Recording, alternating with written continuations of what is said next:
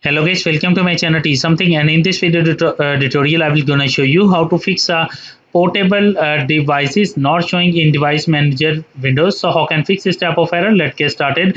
Before starting off the video, I humbly request you please subscribe my YouTube channel for more updates. So let's start. Okay guys, first of all go to your device manager, select a desktop name, click on action,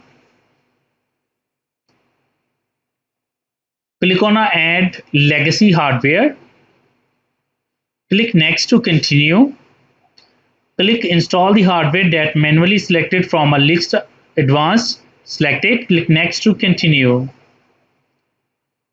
Scroll down and find out a portable devices. Now here is a portable devices. Select it. Click next to continue. And after doing this step, select the MTP USB devices. Click next to continue.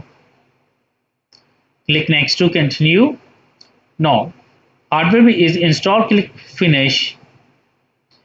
Now click on a portable devices, select a MTP USB device, right click, click on update driver, click search automatic from driver and close it. After that restart your computer, and I'm sure that after doing this step your problem is fixed. I hope this video is helpful for you. Thanks for watching and please subscribe my YouTube channel.